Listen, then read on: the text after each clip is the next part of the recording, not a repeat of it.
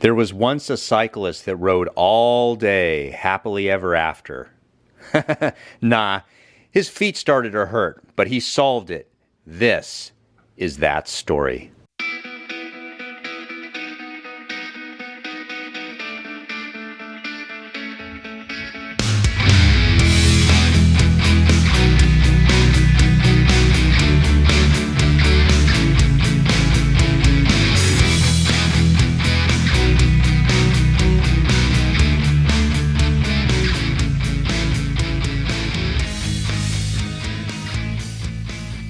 My feet used to hurt a lot when I rode my bike, and I'm going to tell you a brief story to give you an idea of what I went through so that you can understand how I essentially solved it. I remember the exact day I started developing foot pain. I was about 38 years old and I was doing a triathlon, and I just finished the bike portion and started to run, and I could swear to you that I had my sock bunched up in one foot.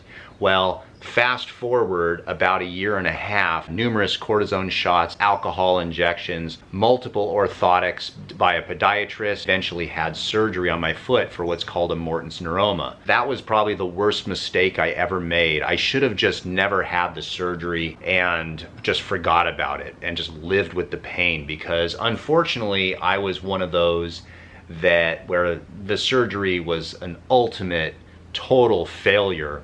My foot for the last 13 years has been worse than it ever has been, simply because I ended up having the surgery. Well, I learned how to solve it so that I can ride a bike and not have too much trouble. Unfortunately, last year I developed another neuroma on the other foot. So now I've got one foot that has had surgery from a neuroma. That's actually worse. I now have another neuroma on the other foot. It's not as bad, and quite frankly, I'm not having surgery on it. So I'm going to show you exactly the three-step process that I did in order to try to minimize these problems so that I can ride a bike. Number one, I made sure and got a shoe in a wide fit. So in other words, the forefoot, where your feet go like this, have enough space right there to actually be wide. Now these are Shimano's. This has been a savior to make sure and get a wide fit shoe. Most cycling shoes are extremely narrow in the toe box, which means they're narrow, they squeeze your feet together. And if you can imagine, if this is my foot, to squeeze the metatarsals together, and imagine there's a nerve in between the fingers, and it just gets beat up there, and then the nerve actually starts to swell, becomes fibrotic, and now you've got scar tissue all over your nerve. It hurts and it feels like a bunched up sock. So number one, get a wide shoe. So both shoes, my road shoes and my mountain bike shoes, I have in a wide fit. The second thing that I did is made sure that my cleat placement was in the proper position for my problem. And I have other videos about this. If you're interested, I'll put in the link down below the other video that I did, or maybe at the end of the video I'll have a little box at the end and I'll show you what I did.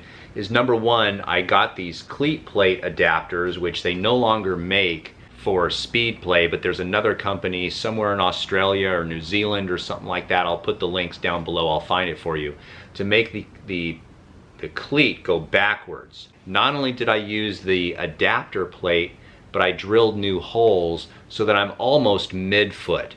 Now what I had to do for my mountain bike shoe was I had to actually drill new holes in the shoe. Again, down in the description I show you exactly how to do this to move the cleat backwards. They call it fore or aft. It's aft, down towards the heel, so that I'm mid-foot. That solved a lot, because if you are not putting pressure on the actual nerve, it won't hurt.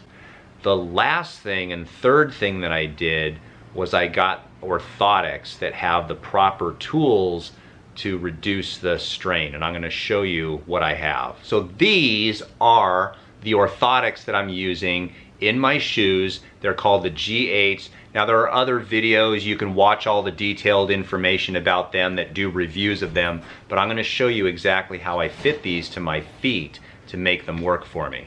Now what's going to happen is we're going to make sure that we have the proper arches for the foot for my right foot, and we're gonna do it for the left foot. Now these come with different size arches, so we're gonna figure out what the best one is. So what we do is we take this and we just place it, not really weight bearing. I'm not standing up, I just wanna know what my resting arch is.